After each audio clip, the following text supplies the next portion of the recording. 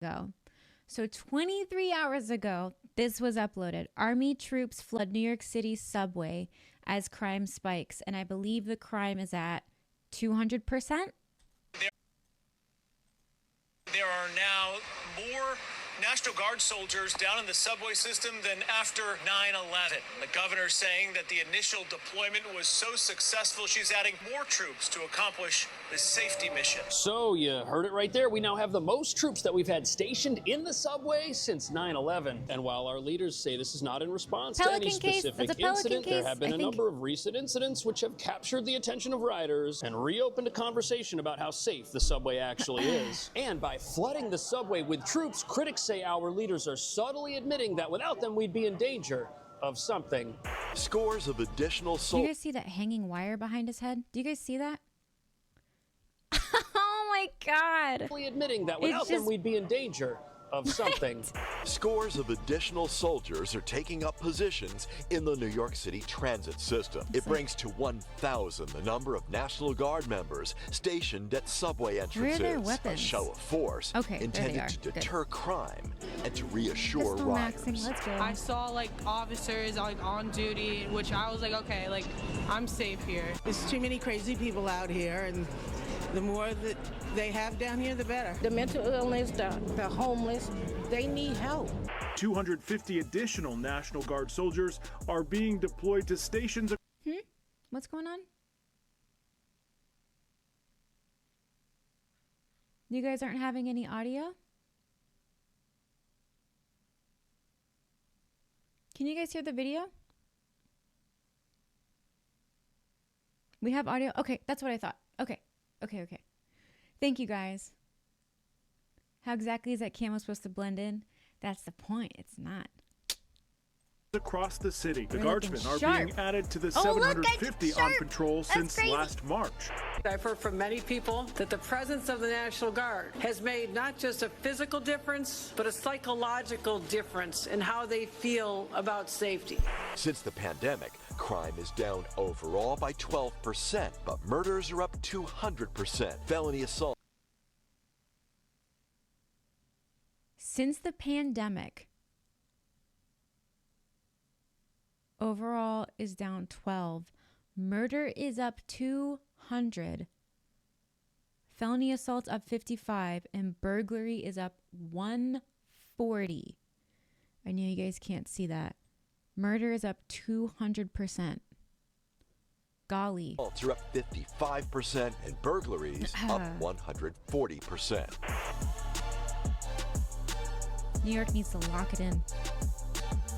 So as our leaders tell us the subway is safe, they continue rolling out the military just to make sure nothing comes along to prove otherwise. But that's exactly what's happening, and nobody in charge wants to admit that the New York City subway is a lot more dangerous than most people think it is. But in spite of that, we're being told that there's nothing to worry about because crime is down now after it was up earlier this year, and it likely would have stayed up had the military not been deployed back in March to scare away some dangerous criminals, while assisting the NYPD with randomized bag checks looking for weapons and contraband, with seizures of such items skyrocketing earlier in 2024. Something that can only happen in an environment where criminals are not scared one bit of law enforcement or the consequences of getting arrested. And elevated levels of criminal behavior are something our country has witnessed recently, with several high-profile incidents taking place beneath New York streets, which critics say is proof our decriminalization. How the heck is overall crime down but everything else is up? That's a good question. Efforts are not making this city a better, safer place, but instead are making sure that if anyone gets arrested with a weapon or for assault, they're released back into the general public and not sent to jail. And those crime stats our leaders say are down, well, critics have serious problems with those statements because they allege there's evidence our real problems are being deliberately hidden and swept under the rug. And that brings us to the real reason why there are now more troops deployed to the subway and why this deployment has lasted almost one calendar year so far. If the troops were to be removed, it might signal to the criminal underworld that... All right, boot check.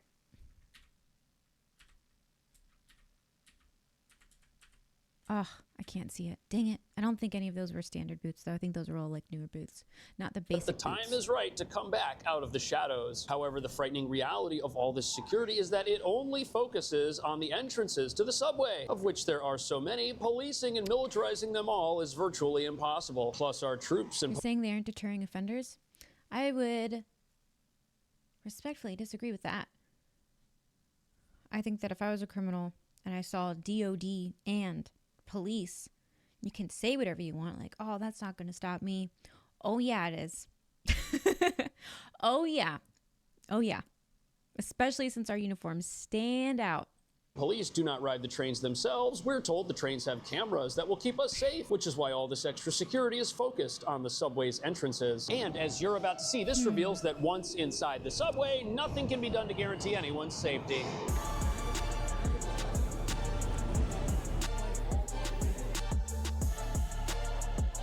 So here we are at the time. National Guard should only be deployed in emergencies.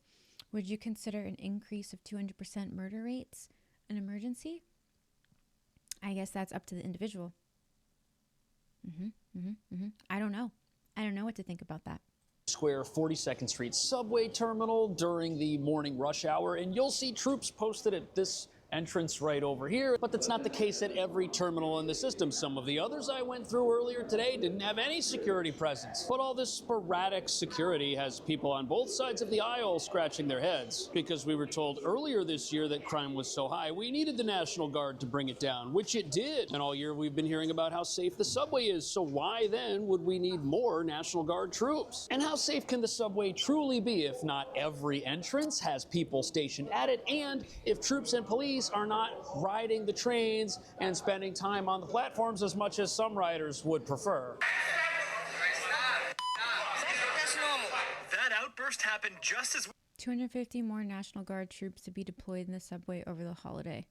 we were speaking with Keisha Irby about the governor's plan to enhance safety in the subway system. She announced Wednesday 250 additional National Guard soldiers are being deployed to stations across the city. So here you have a reporter interviewing people outside of a police bag check, and what happens is another rider gets aggressive. Now, if people are having heated screaming matches at the entrance to the trains, what do you think is going on once people are inside the trains themselves? And what could happen to a person waiting on a subway platform if an individual who's aggressive is allowed inside? This is the frightening reality many riders are faced with on a daily basis, and this has been going on all year. It's not exactly new. Now look, I ride the subway. I took the subway to get here. I take the train all the time, and personally, I do feel better knowing that there are National Guard troops throughout the system. It's definitely making a difference. Nobody's going to try anything when they're around. I just don't personally think that it's making as much of a difference as we're led to believe it is, because right now down here, I mean,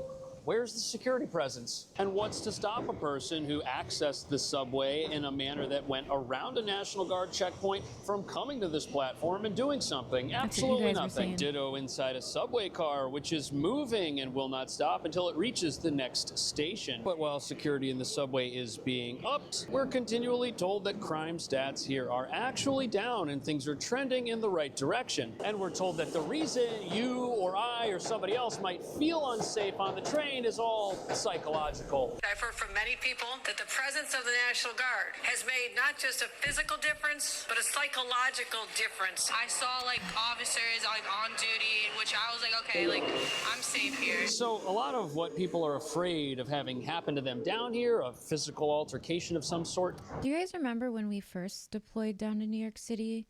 The report was people felt more unsafe because the military was there. And I think there was a time where they weren't even allowed to have weapons on them. It's changed. The perspective has changed a bit.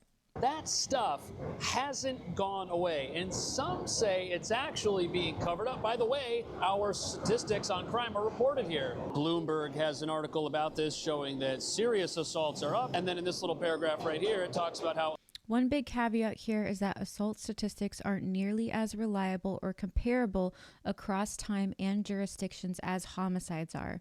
Only 40.6% of assaults were reported to police in 2022, so less than half of assaults were reported to the police.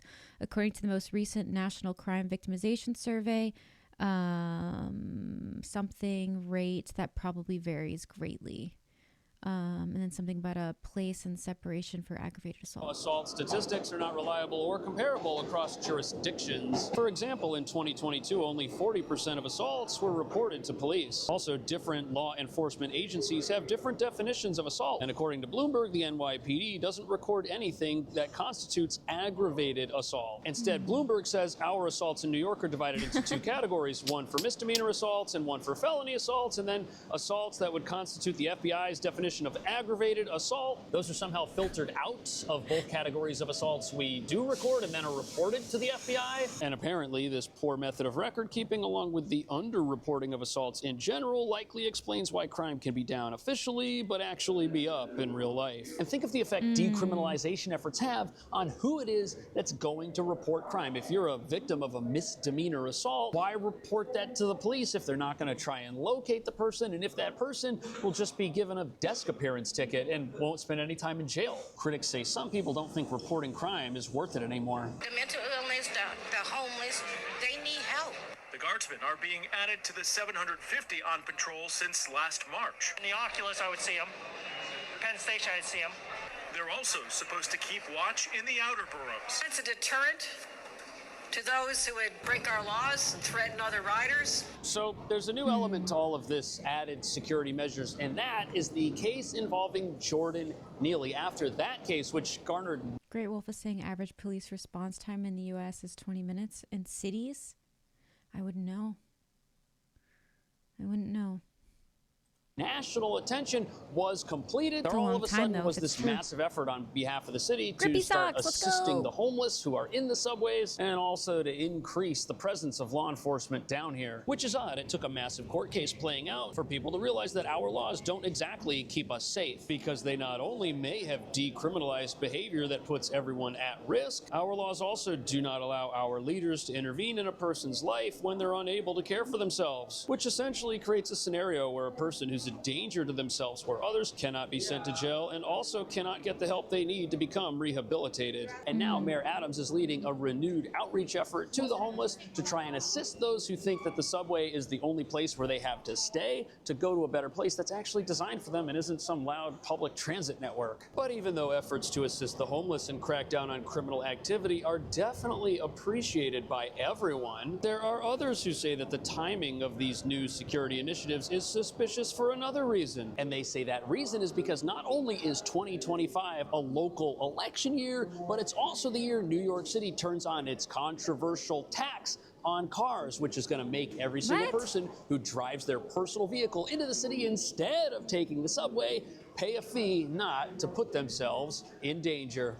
So if you don't want to take the subway starting 2025, New York is going to make people that drive cars pay a tax?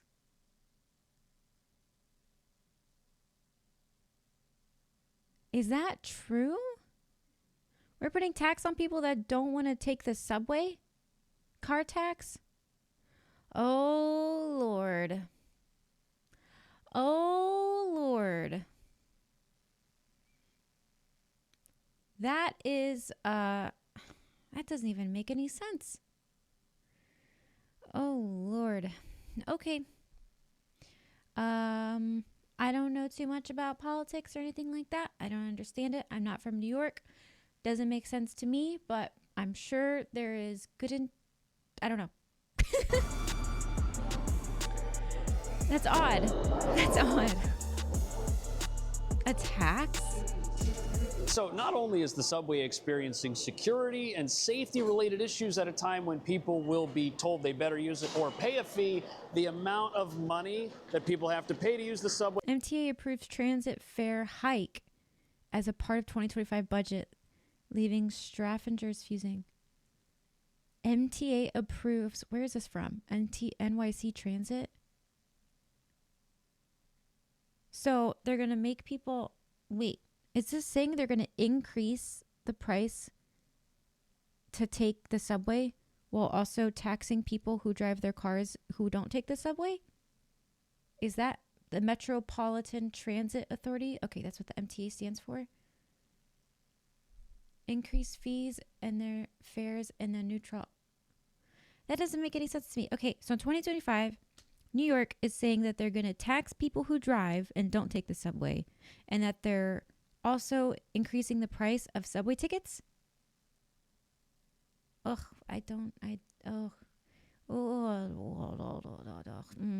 way that is also going up, which to a lot of people doesn't seem fair. After all, in order to charge more for something, you should improve the product and make it better. But we're being told we have to pay more to use the subway at a time when it may in fact be more dangerous. So Steve and Natasha, right now it costs $2.90 to ride the subway, but that soon could be increased to $3 starting in probably August. This comes just weeks before congestion pricing is set to go into effect on January 5th.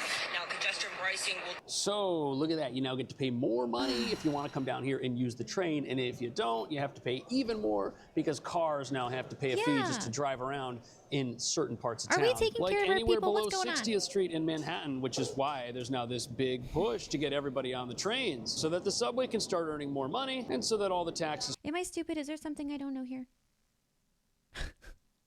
I don't know. That doesn't...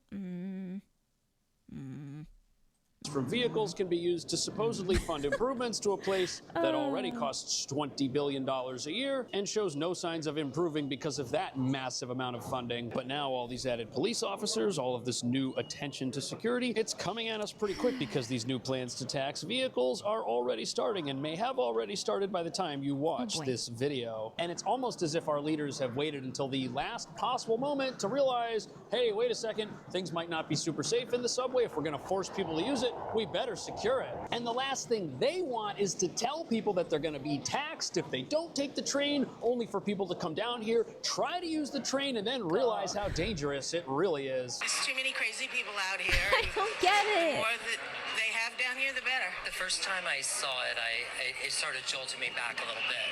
So, as you can probably tell, riders do not have a high opinion of the subway at all. Most people know that there's stuff going on down here that they'd rather not be going on at all, and it doesn't make people feel safe. And the question now is, have our leaders realized that if the entire populace starts to feel this way and starts to feel as if they're being punished for not using the subway, could their disdain for it turn into disdain for the people who might be running the city and the state? It could. There's a governor's election in 2026 and a mayoral election in 2025. But the idea of subway safety may be beyond anyone's control at this point because things are so out of hand currently. And it very well may be that no amount of extra police or militarization can cure a problem that is bigger than the subway itself. Because the reality is our legal system does not operate in a way that has public safety in mind. Oh, look at that cute little thing. It's got a little deer on it. It looks like it's got a little face. These are the eyes right here and it's going whoop. Anyway. Has the safety of the criminals in mind. So our elected officials are up against bad laws, a bad system, a security nightmare, if you will. But there's actually another issue that's going to keep popping up over the next few weeks as they try to force more people to use it. A power outage. New York City's turning into Gotham. Where the heck is Batman? Oh my God. Brought some trains to a screeching halt during the afternoon commute yesterday. The issue so bad that some trains had to be evacuated, sending passengers walking through the subway tunnels. Today, Governor Hochul calling for an investigation into... So this next one's a big one because the moment fares go up, people down here are going to be paying more for everything that we have around us right now. There's not going to be any immediate improvement. There will be the promise of immediate improvement, but the improvement itself isn't here and may never come. Remember, this system in its current form already costs $20 billion a year, and the fares go up every single year. And we're constantly told how the increases are needed to maintain the smooth operation of the subway and to continue improving it. And if the subway's current state is the result of a whole bunch of broken promises, and now we're going to layer more broken promises on top of the ones we already have, that's going to be bad for everybody who's in charge. And it's going to be a constant reminder to people riding the train that the promises they were given were not kept. And if you couple that with the fact that the city isn't really able... This little princess is a little unicorn. Oh my God.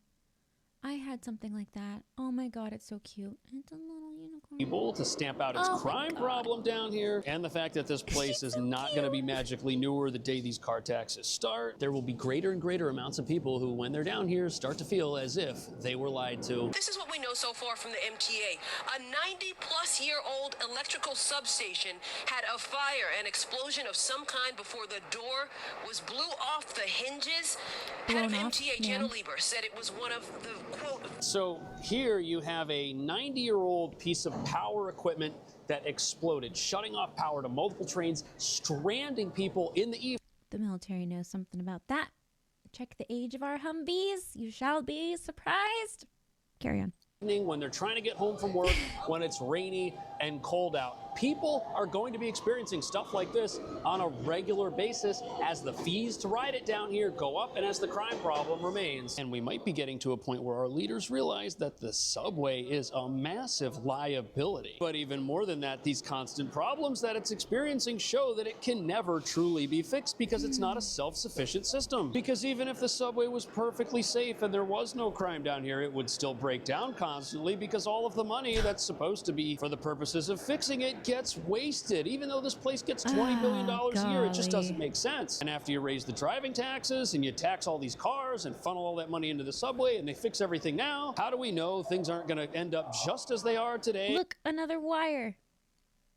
We've got 2 wires hanging out so far in this video. Let's go. In a couple of decades, keep your eyes our peeled. leaders can treat the people who live here like an ATM, but eventually it's going to be out of money. The only question now is, are the overdraft fees going to come due next election cycle, or will it take longer than that? It might happen sooner than expected. The city just rolled out some new subway cars and none of them work. New York City, what did that say? It might happen. New York City's shiny new trains sidelined just 1 month after their debut, and it's not clear when they'll be back. New York Post, published November 19th. Uh-oh. Been sooner than expected. The city just rolled out some new subway cars and none of them work. Luckily, these new trains are still under warranty. They're going to get them replaced. But can you imagine if they weren't? This would just end up being another massive disaster and waste of money. And some people say it already is because according to the New York Post, the city paid double what Chicago paid for similarly equipped brand new train cars prior to 2020. But what do you think? Should the city be spending money on infrastructure improvements to a system that is dangerous and will continue being dangerous in the near future? Is it ever going to be possible for them to get a handle on the crime problems here so that people can enjoy the wonderful public transportation network of the future all New Yorkers have been promised? Let me know what you think. Thank you so much. I'll see you in the next video. All right, that was Mr. Cash Jordan. If you guys would like to give him some support on YouTube. And that concludes this morning's videos for Coffee with Hammy.